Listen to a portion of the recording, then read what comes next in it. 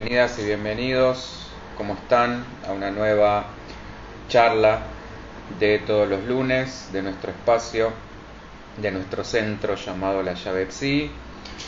Este centro que promueve la multiplicidad, la diversidad, el pensamiento crítico. Bueno, no voy a hacer toda la intro larga y aburrida de siempre, simplemente síganos a través de todas las redes. Estamos en Instagram, Facebook, Twitter, canal de YouTube donde pueden suscribirse gratuitamente, activar la campanita para que les lleguen las notificaciones de cada vez que estamos transmitiendo o que subimos nuevo material, y se pueden contactar con nosotros a través de nuestro WhatsApp, que es el 1132096198, para proponernos temas de su interés, preguntas, dudas, experiencias, casos, bueno, todo lo que ustedes quieran, sugieran, propongan.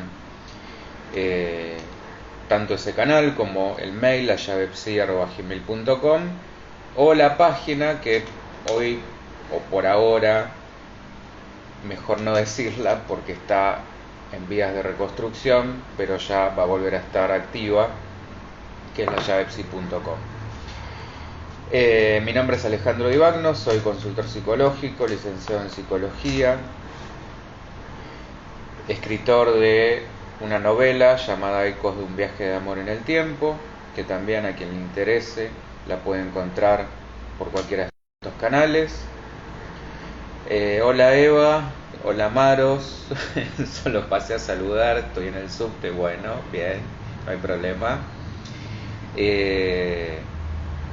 Así que vamos a ir directo al grano. Vamos a arrancar estos espacios para quien llegue hoy. También se trata de un ida y vuelta, un feedback donde ustedes puedan opinar, preguntar, debatir libremente. Para eso están pensados. Siempre va a haber un tema, pero sobre el cual podemos ir yendo, viniendo juntos para que sea mucho más divertido. Bueno, hoy nos toca hablar de Freud y la espiritualidad. Algunos dirán, ¿cómo se junta esto? ¿Cómo se mezcla esto? Bueno, vamos a ir viendo que hubo grandes acercamientos de Freud con la espiritualidad, así como en su momento vimos el acercamiento de Freud con el ocultismo.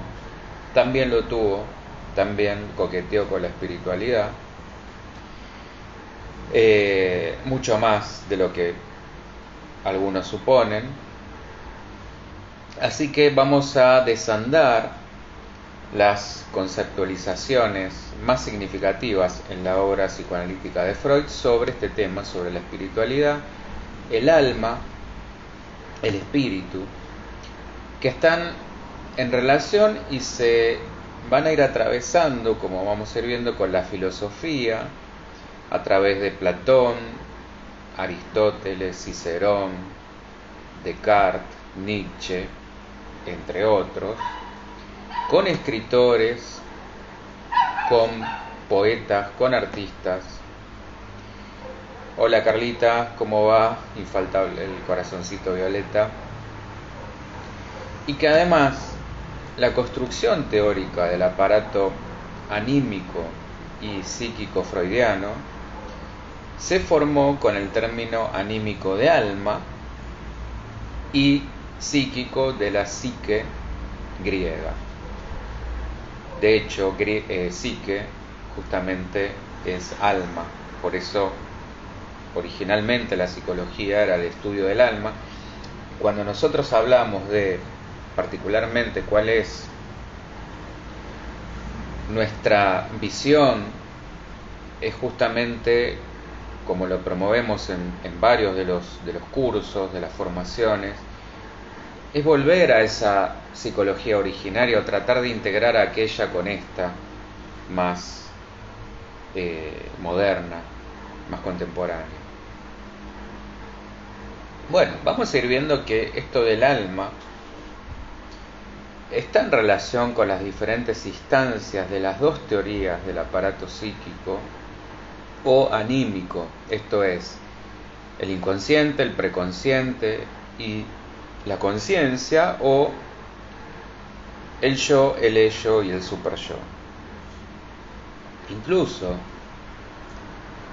esto del alma y el espíritu se van a relacionar con los términos conceptuales más importantes del psicoanálisis, como pulsión, fantasía, resistencia, represión, angustia, síntomas, sueño, lapsus, fallido, chistes, lo cómico, la histeria, la neurosis obsesiva, la locura, el duelo, la libido, la transferencia, la sexualidad, la muerte, el amor.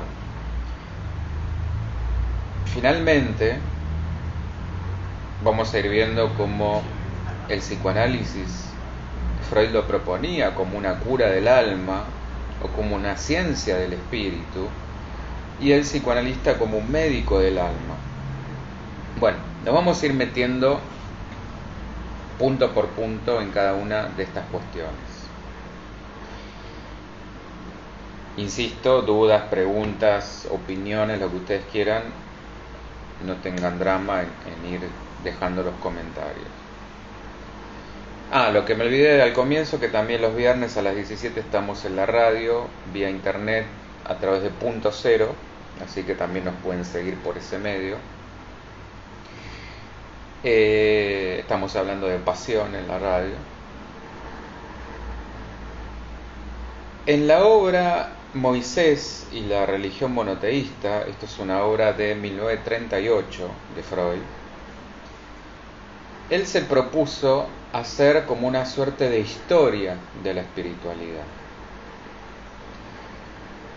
Sin lugar a dudas lo podemos considerar como el texto principal para estudiar las ideas espirituales en Freud. Por un lado, en lo que llama el nuevo reino de la espiritualidad, va a decir que el ser humano reconoce poderes espirituales, y por otro lado, para hablar de espiritualidad, va a ser, fiel a su estilo, un rastreo etimológico del término. Para él fue el elemento aire lo que toma, o lo que dio origen, o a partir del cual hizo un modelo de la espiritualidad.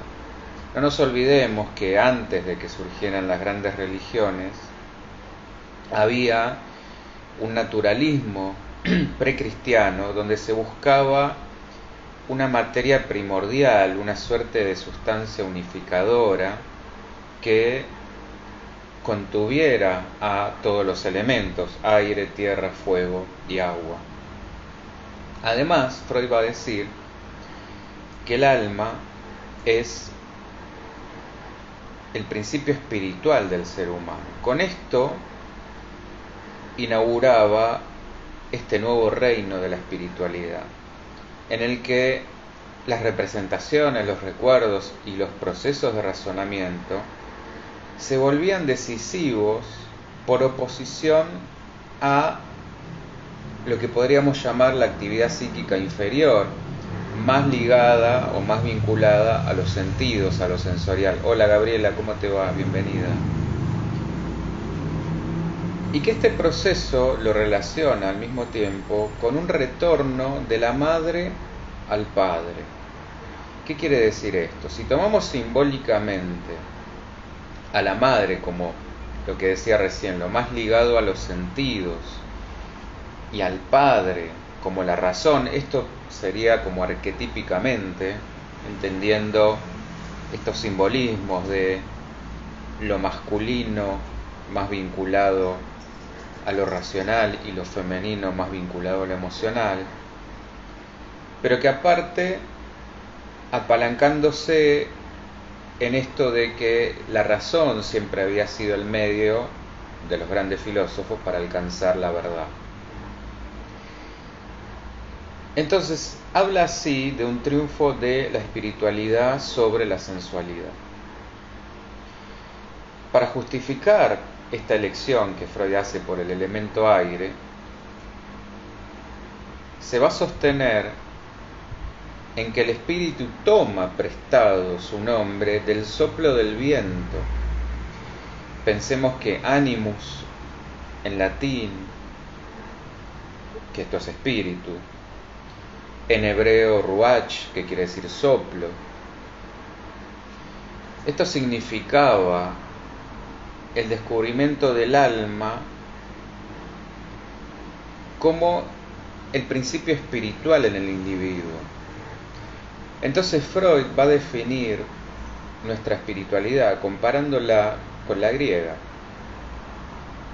Después va a plantear lo que él llamó el progreso de la espiritualidad, es decir, cómo el hombre fue pasando por diferentes modos de religión y cómo esto fue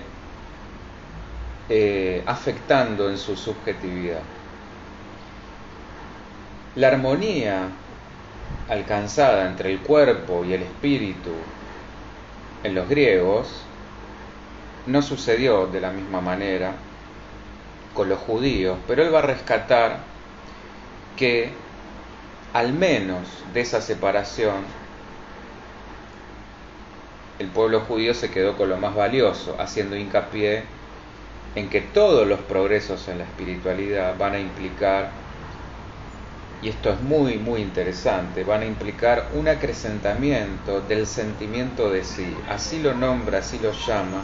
¿Y por qué digo que es muy interesante? Porque si recuerdan la charla que tuvimos sobre la doctrina del cuarto camino o sobre ser nadie, que ambas hacen referencia a Gurdjieff con esta visión esotérica,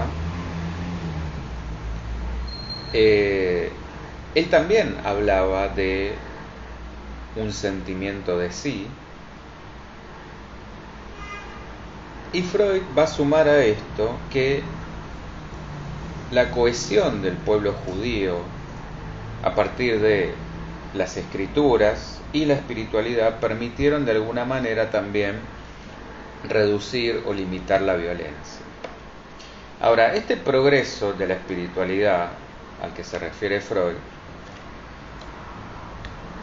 se basa en decidirse de alguna manera contra la percepción sensorial directa, vamos a decirlo de esta forma, en favor de los procesos intelectuales que podríamos llamar superiores. Y esto, al mismo tiempo, podemos hacer una relación con lo que también predican la mayoría de las prácticas espirituales, justamente, o incluso religiosas. Hola Ana María, ¿cómo estás? Podemos hacer referencia a la metafísica sobre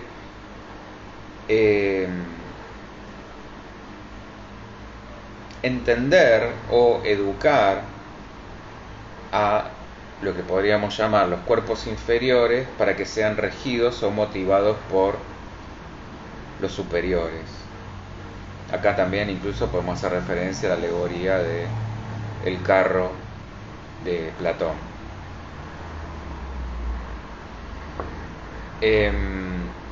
Bueno, Freud va a entender que la religión cristiana pudo espiritualizarse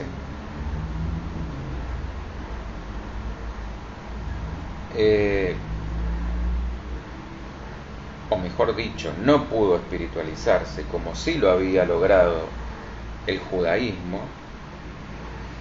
y que esto causó una inhibición grave para lo que fue el desarrollo espiritual. Pensemos que en los ideales judío y cristiano, a diferencia del griego, la belleza o la fuerza no se asociaban a ninguna virtud. Por ende, el progreso espiritual demandó una renuncia de lo pulsional para permitir la elevación de la conciencia de sí. Y acá, de vuelta, esto de la conciencia de sí también es otra cuestión que podemos encontrar en la obra de Bourdieu. Textualmente Freud es muy interesante lo que dice al respecto de esto, y lo voy a citar literalmente porque vale la pena. Él dice: para este gran espíritu el universo no esconde problema alguno, porque él mismo ha creado todos sus dispositivos. El espíritu divino, que es por otra parte el ideal de una perfecta ética, ha implantado en los seres humanos la noticia de ese ideal y al mismo tiempo el esfuerzo por igualar su ser a su ideal. Bueno, creo que lo deja bastante clarito. En otra obra más cercana acá en el tiempo, que se llama ¿Por qué la guerra?,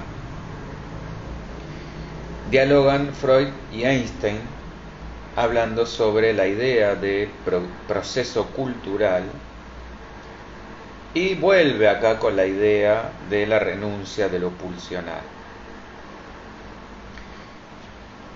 Vayamos viendo que lo que podemos ir encontrando en común es que Freud intenta una historia del espíritu humano. Esto lo podemos ver en otra obra que se llama Nuevas Conferencias de Introducción al Psicoanálisis, estamos hablando del año 1932, donde dedica varios apartados a temas como el ocultismo, lo que habíamos visto en otras de las charlas, que era muy común en la época, la cosmovisión y el pasaje del animismo, que esto era el alma, a la religión, entre otras cosas. Y en relación a esto último, no es nada nuevo el interés de Freud por encontrar las relaciones entre la actividad anímica con la cultura, con la religión, con el mito, con los cuentos, con el folclore, con los símbolos. Esto está desde muy temprano en la obra de Freud.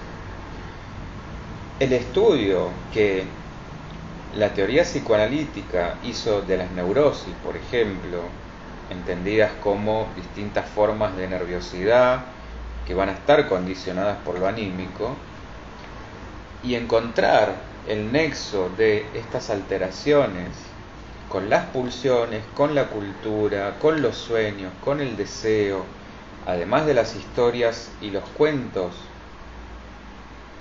que cuenta, valga la redundancia, cada pueblo en cuanto a religiones y mitos. ¿Venimos bien hasta acá? Están muy calladas. Bueno, Lacan le va a reconocer a Freud este pasaje que hablábamos de la madre, reconocida por los sentidos, al padre, al cual no se le asigna ninguna certidumbre sensorial, como una victoria del espíritu, o más bien de la vida espiritual. Pero este pasaje caracteriza además una victoria de la vida del espíritu, porque se pone en el lugar del maestro. Freud y algunos de sus alumnos crearon una asociación de psicoanalistas que en distintos países continúa hasta hoy, y de hecho algunos han situado a Freud no solamente en el lugar de fundador de la teoría psicoanalítica, sino además en esta suerte de arquetipo del viejo sabio. Y acá tomamos prestado un poco a su discípulo Jung, que era también como sinónimo de maestro espiritual. Freud de hecho va a decir que el psicoanálisis es un tratamiento desde el alma y que el psicoanalista es un médico del alma. Fíjense que dice desde el alma y no del alma, que esto ahora lo vamos a retomar. Ya desde los comienzos, en el texto Tratamiento Psíquico,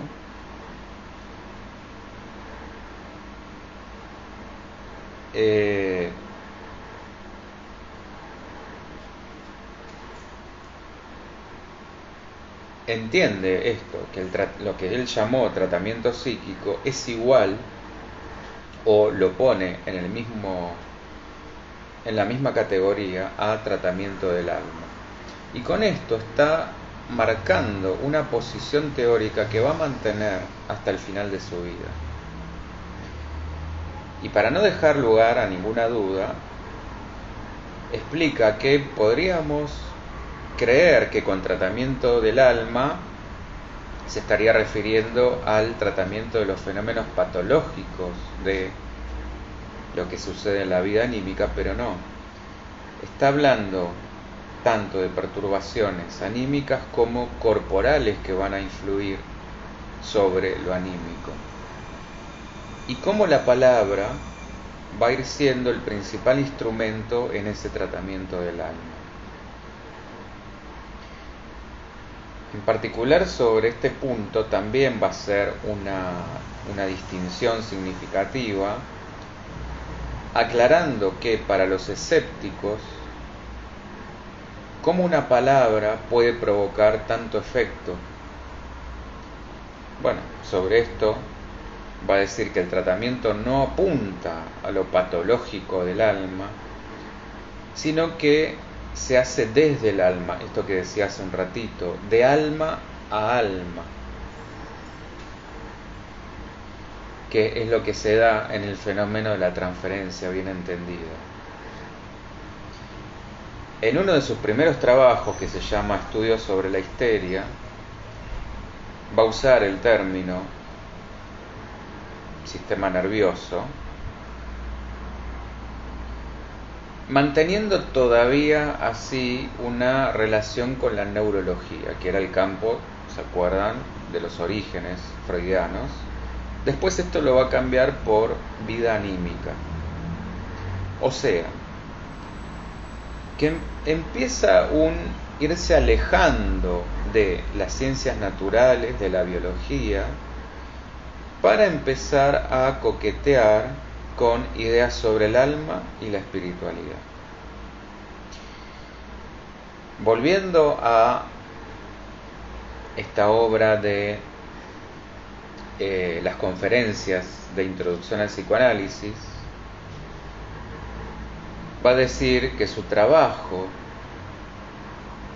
fue estrechando vínculos, relaciones con muchas ciencias del espíritu, y las va a nombrar con todas las palabras: mitología, lingüística, religiones comparadas, psicología de los pueblos, etc. Es más, va a decir que el psicoanálisis, o va a reafirmar que el psicoanálisis es una ciencia del espíritu. Para él, en esto que hablábamos de las operaciones superiores del espíritu, era necesario investigar cuáles eran los nexos con la represión, con las pulsiones, con lo inconsciente. Y para poder lograr esto, era necesario aplicar su teoría, el psicoanálisis, a las distintas ciencias del espíritu. Y esto se le hizo una tentación que no pudo resistir. Podríamos decir un imperativo científico, que era aplicar los métodos de indagación del psicoanálisis en lo profundo de el misterio de lo inconsciente, para salir de esta suerte de útero materno vinculado al caos primordial, ya que hablábamos de este elemento primordial. Cualquier cosa anímense a preguntar, por favor, porque quiero quedarme tranquilo de que venimos bien, de que se va entendiendo, de que están ahí. Entonces, el proceso parecería ser de vuelta, esto que decíamos, de abandonar la madre para ir hacia el padre y para volver hacia la madre, pero como sabios ya diferenciados de ella, autónomos.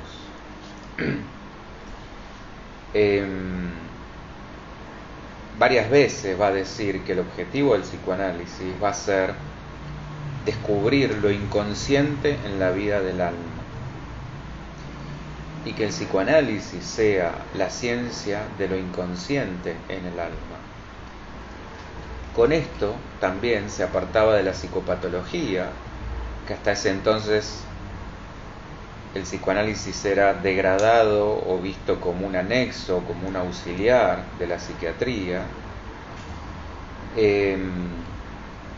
y poniendo al analista como en el lugar de curador de almas, lo que también apuntaba a vínculos con otros campos como la religión y la educación. De hecho, Freud se esforzaba en llevar y de masificar el psicoanálisis a lugares que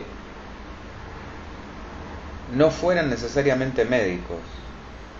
Lo logró en el campo educativo, pero fue bastante ambivalente en lo religioso.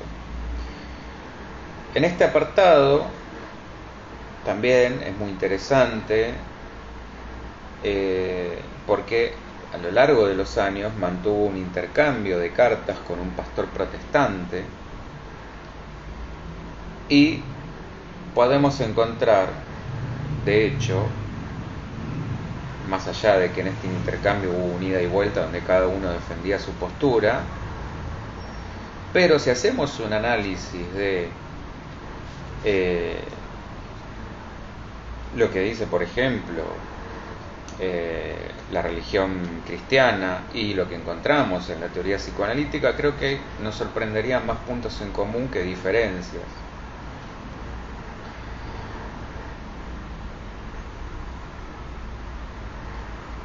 Esta construcción teórica del aparato anímico en Freud, volviendo un poquito al principio, fue realizada con el término alma, del cual derivó anímico, y de la misma manera aparato psíquico se formó con el término psique del griego. Es decir, que para Freud el psicoanálisis se emparenta con la psique griega y con el alma.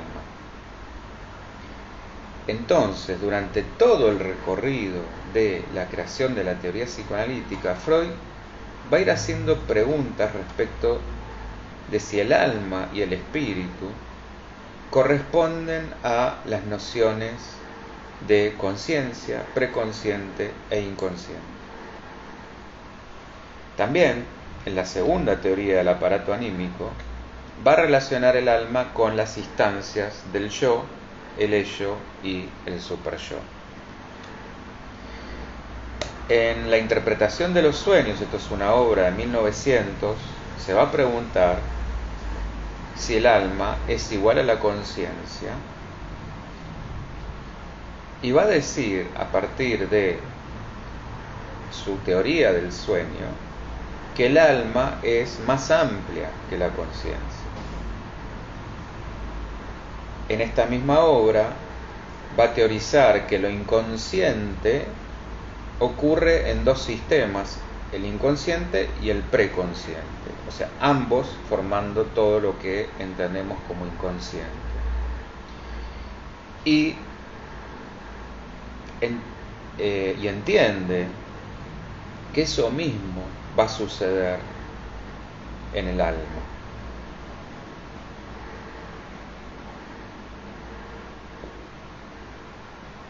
O sea, que va a equiparar alma con lo inconsciente. Es más, va a llamar vida del alma a la que contiene los deseos reprimidos. La vida del alma también tiene deseos que generan displacer, aunque parezca esto contradictorio, pero tiene sentido si entendemos la existencia de esas dos instancias psíquicas y la censura que existe en el medio entre ambas. Hay deseos que van a pertenecer al primer sistema que no quieren ser cumplidos por el segundo. Bueno, entonces conocer los procesos de la vida del alma implica conocer esos procesos inconscientes. Y el psicoanálisis, que para Freud provocó la tercera herida narcisista de la humanidad, recordemos, la primera fue el nuevo modelo de Copérnico, donde la Tierra dejó de ser el centro del universo, y la segunda, la evolución de las especies de Darwin. Bueno, Freud vino, esto se lo autoproclamó, a inaugurar la tercera herida, demostrando que el yo no era amo de su propia casa. En El yo y el ello, una obra de 1923, va a entender que la esencia del alma debe ser articulada con las tres instancias: el yo, el ello y el superyo. ¿Cómo venimos hasta acá? Las quiero escuchar. Dudas, preguntas, comentarios. Están demasiado silenciosas. Bien. Nietzsche decía que en el sueño sigue operando una antiquísima beta de lo humano que ya no puede alcanzarse por un camino directo. Bueno, esto nos hacía suponer que analizando los sueños podríamos conocer el contenido del alma. Freud recoge esta frase y en su intento de reconstruir la historia humana a partir de la historia del alma, encuentra que el sueño y la neurosis van a compartir conocimientos de épocas mucho más remotas y oscuras de los comienzos de la humanidad. Apoyándose en Nietzsche, va a definir el sueño como la vía regia o la vía directa al inconsciente, ya que el sueño representaría de alguna manera la anarquía de la psiquis, donde no hay control ni meta, donde no opera la censura, la represión. Y llega a describir el espíritu en el sueño como autómata. Esto también nos vincula a Gurdjieff, que decía que hasta que no seamos conscientes somos en buena medida como autómatas, justamente. Voy a revisar si no me estoy perdiendo algún comentario en Facebook porque me llama la atención. Denme un segundito. Quiero chequear.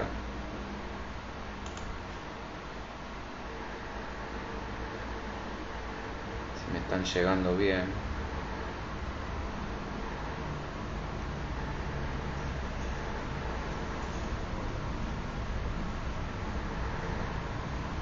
A ver.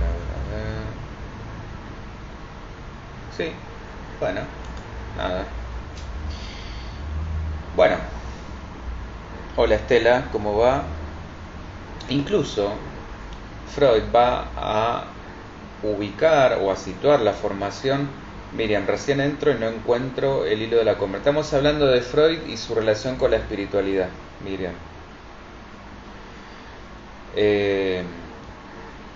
Incluso va a situar la formación del chiste o lo cómico dentro también del terreno espiritual,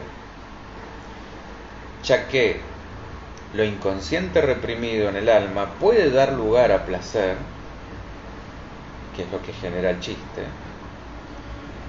y que justamente con ese material es posible formar el contenido del chiste.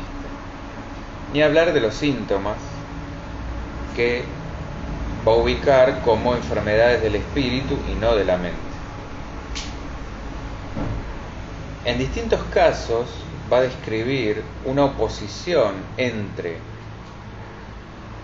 narra el ejemplo de una mujer que es enferma durante el día, enajenada, asediada por alucinaciones, y que durante la noche tiene como una plena claridad espiritual.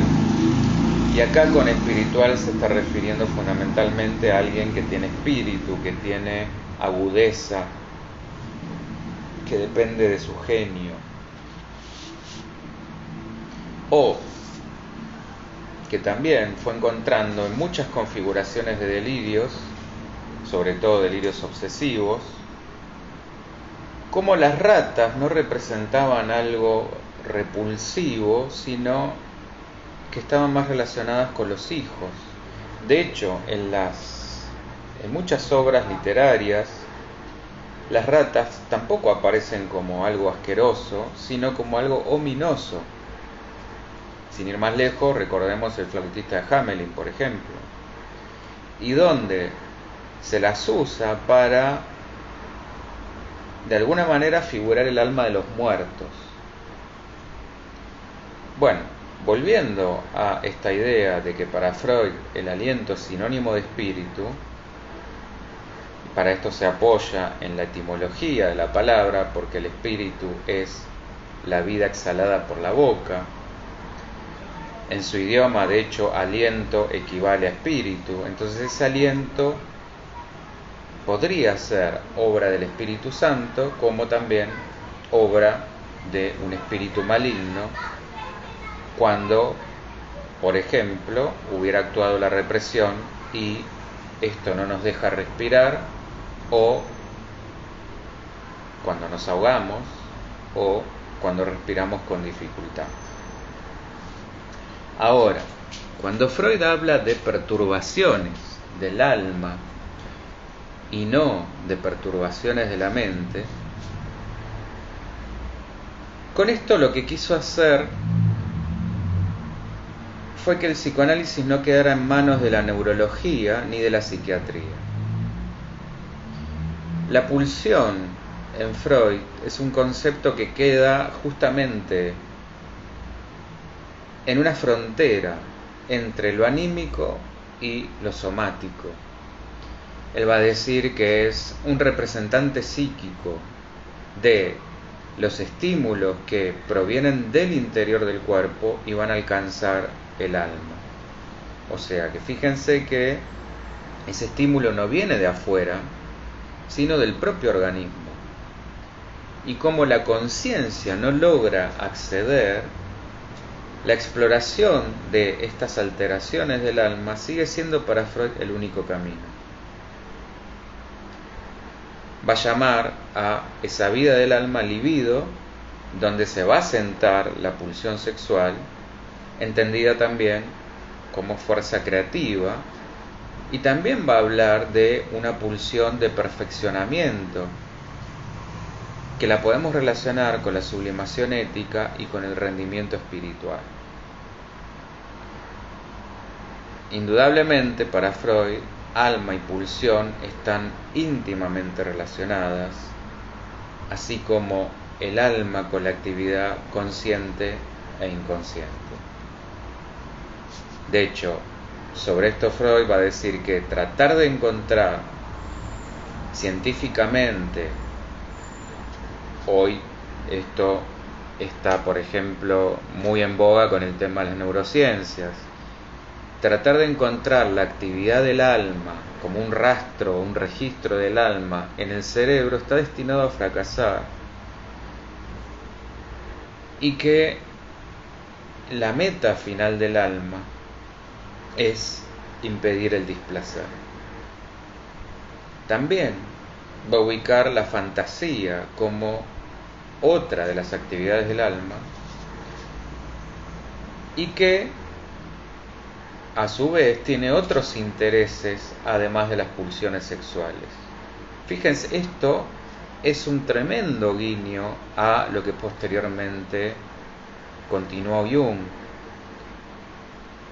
cuando por ahí siempre se nos mostraba o se nos enseñaba que una de las causas de las grandes diferencias entre ambos fuera que Freud lo atribuía todo o casi todo a la sexualidad, y Jung justamente decía que no, que había algo más. Bueno, fíjense que Freud lo termina admitiendo. ¿Se va entendiendo, Miriam, o seguimos ahí en ascuas? Miriam y todos y todas. Freud también va a describir esto que decía de la cura de la conversación como algo parecido a una limpieza de chimenea que va a eliminar las perturbaciones anímicas. Pero sí, bueno, gracias, me quedo más tranquilo. Pero se encontró con que ese desollinamiento del alma producía algo más que una eliminación pasajera de síntomas que se iban repitiendo, y que en la transferencia del análisis reprimir lo pulsional sería el equivalente a invocar un demonio o un espíritu maligno para enviarlo de vuelta a las profundidades sin preguntarle o sin pedirle nada. Fíjense aparte las analogías que hacía. Bueno, en la descripción de uno de los análisis más renombrados, donde justamente relata lo que fue el seguimiento del caso Schreber. Esto fue un jurista y un escritor alemán, conocido principalmente por la descripción que hace él mismo de sus propios delirios psicóticos en una autobiografía que llamó Memorias de un enfermo de nervios. Bueno, esto era el caso de un obsesivo delirante. Freud lo va a definir como un paranoico, no un obsesivo. Freud de hecho lo va a definir como un espiritual paranoico, pero va a encontrar, pese a esto, que en su escritura hay muchos elementos espirituales. De hecho, junto con el que dije Moisés y la religión monoteísta, es uno de los escritos más importantes sobre la espiritualidad que podemos encontrar en la obra de Freud. Un punto esencial,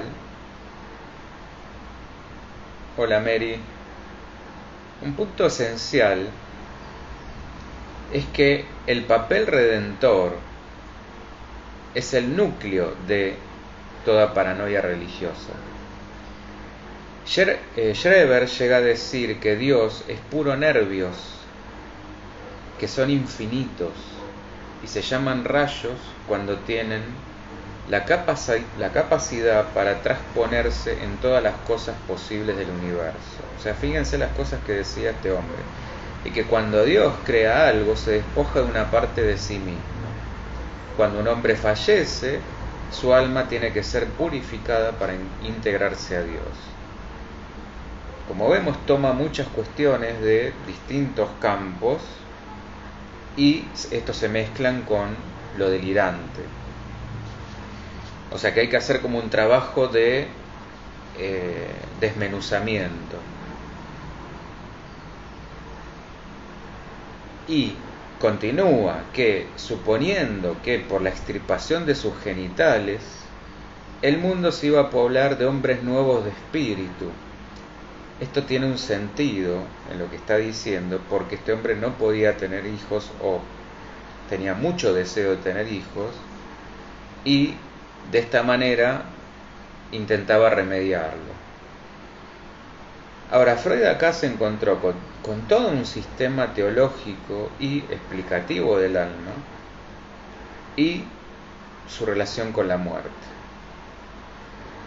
Y es ahí donde va a hacer énfasis, en ese lugar, en cómo la bienaventuranza va a ser para Schreber la vida en el más allá, a la que es elevada el alma humana mediante la purgación después de la muerte. Y justamente respecto de la muerte, y metamos también ahí de paso el duelo, en relación a la espiritualidad y al alma, nos vamos a encontrar con varios trabajos de Freud que muestran su posición. Podemos, por ejemplo, citar Duelo y melancolía, 1917, De guerra y muerte, que ya lo nombramos, donde habla con Einstein, temas de actualidad y fundamentalmente Tótem y Tabú de 1912. Tótem y Tabú, ya hemos hablado sobre esa obra en estas charlas y en la radio. Fundamentalmente en la obra donde él, de vuelta, valiéndose de los mitos, termina concluyendo en cómo se fundó la cultura a partir de la prohibición del incesto y a partir de la prohibición de matar a la figura totémica, le hace al padre de la horda. Cómo surge la ley, básicamente. Ahora, en otra obra que se llama Nuestra actitud antes de la muerte, van a narrar el proceso de quitarle a la muerte su sentido de canceladora de la vida, como origen también de todas las teorías del alma. Esto es, vidas pasadas, transmigración, resucitación, la culpa. Y de acá, cómo surgen los primeros preceptos éticos, como de vuelta esto de la prohibición de matar, principios que para Freud se hacían necesarios porque el alma lo anhela. ¿Qué quiere decir con esto? Acuérdense que hace una equiparación del alma con el inconsciente. Entonces, lo anhela el inconsciente, porque lo que no anhela el hombre en su alma, no hace falta prohibirlo.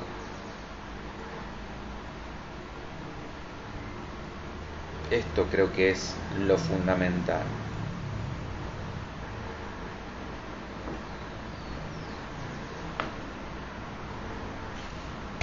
¿Estamos hasta acá?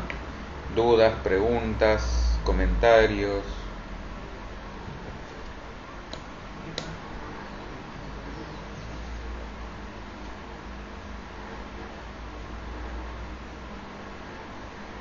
Y por último, Freud va a decir que nuestro inconsciente, esto es los estratos más profundos del alma, que van a estar formados por mociones pulsionales, no conoce absolutamente nada negativo. O sea, en otras palabras, el no existe en el inconsciente.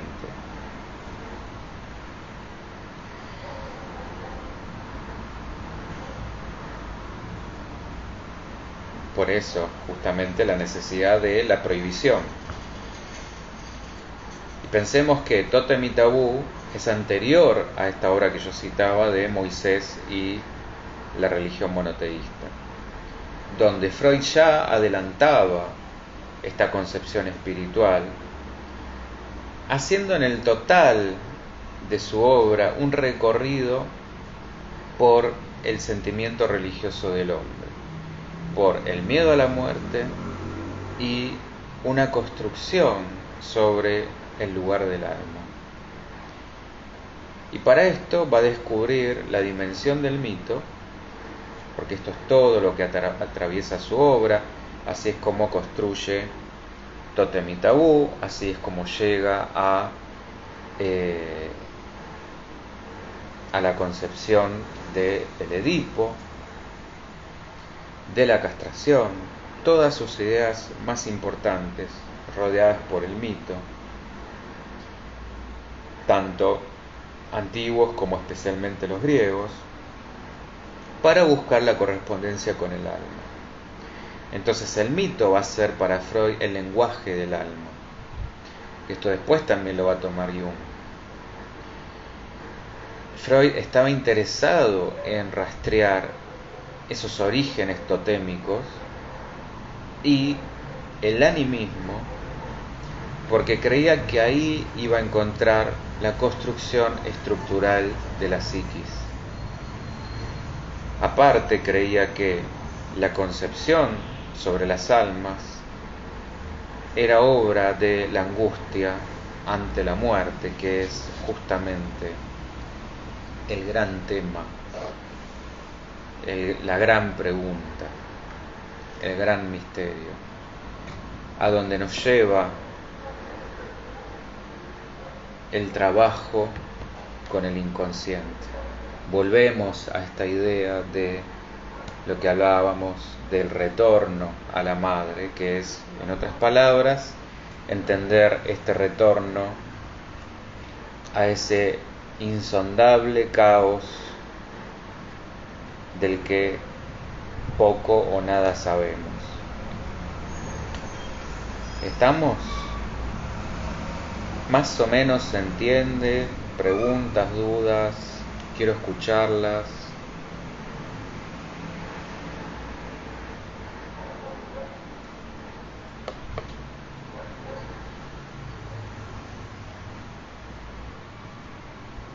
¿Quedó claro? ¿No se entendió nada?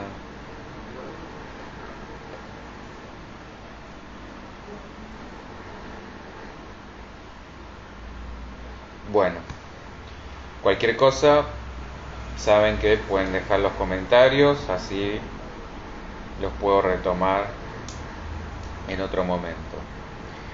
El viernes, ya saben, vamos a estar, pese al partido, va a estar el programa, así que nos pueden seguir en vivo o después más tarde, porque después lo subimos también a las redes.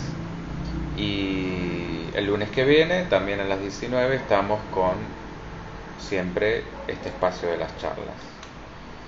Gracias por estar ahí, por seguirnos, por apoyarnos, por participar, por comentar.